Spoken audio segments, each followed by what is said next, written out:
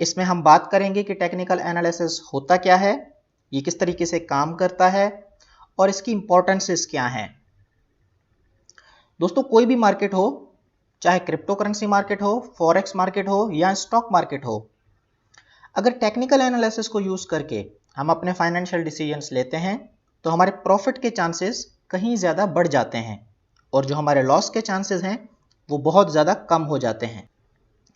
दोस्तों ट्रेडिंग हो या इन्वेस्टमेंट, हमारे लिए ये जानना बहुत ज़्यादा इंपॉर्टेंट बन जाता है कि किसी भी चीज़ को बाय करने का या सेल करने का सही टाइम कौन सा है। जी हाँ दोस्तों, सारी की सारी टेक्निकल एनालिसिस डायरेक्टली या फिर इनडायरेक्टली इसी क्वेश्चन के आंसर को फाइंड करने के लिए ही यूज की जाती है। दोस्तों ये क्वेश्चन इतना ज़्यादा इंपॉर्टेंट है कि इसी के बेसिस पर हम डिफरेंशिएट कर पाते हैं एक प्रोफेशनल ट्रेडर में और एक इमेच्योर ट्रेडर में।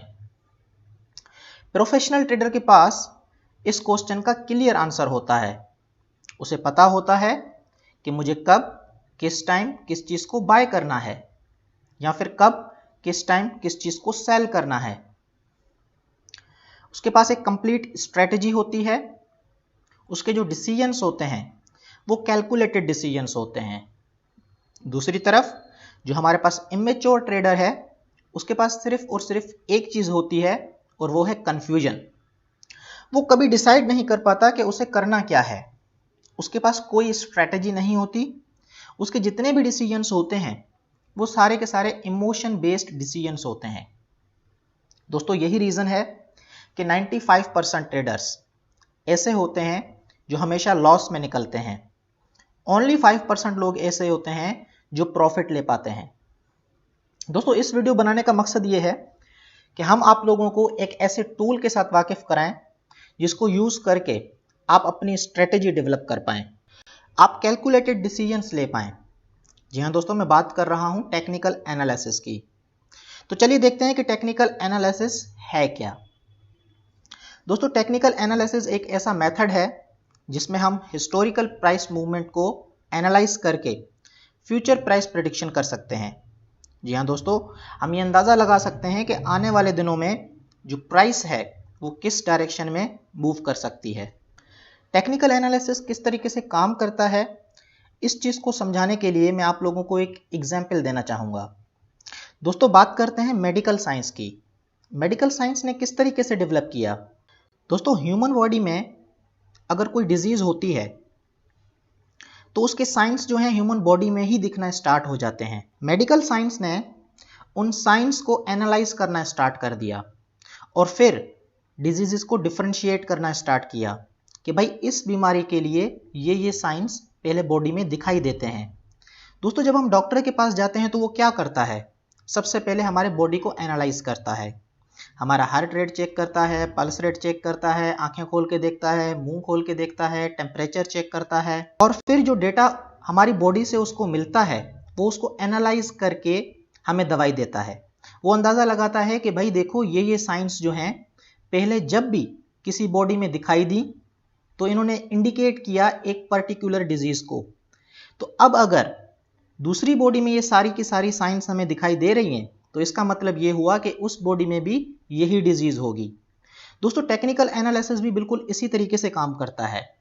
चार्ट्स में हमारे पास पर्टिकुलर पैटर्न्स बनते हैं, चार्ट्स में हमें जो डेटा मिलता है हम उसको एनालाइज करते हैं और देखते हैं कि जब इस किस्म के पर्टिकुलर पैटर्न्स हमें पहले दिखाई दिए थे उसके बाद क्या हुआ था। तो इसी तरीके से हम अंदाज़ा लगाते हैं कि अब अगर सेम पैटर्न बन रहे हैं तो इसका मतलब क्या हुआ कि हमें पुराने जैसे रिजल्ट मिल सकते हैं। तो सेम मेथडोलॉजी वेदर फोरकास्टिंग में भी यूज़ होती है। वेदर फोरकास्टिंग भी जब भी की जाती है तो उसमें भी बिल्कुल ऐसा ही होता है। हम क्या करते हैं, एटमॉस्फेयर से डेटा लेते हैं कि भाई कितना टेम्परेचर है, कितना ह्यूमिडिटी है, विंड कितनी है, क्लाउड फॉर्मेशंस कैसी हैं, क्लाउड कितनी स्पीड से मूव कर रहे हैं और फिर उस डेटा को एनालाइज करते हैं।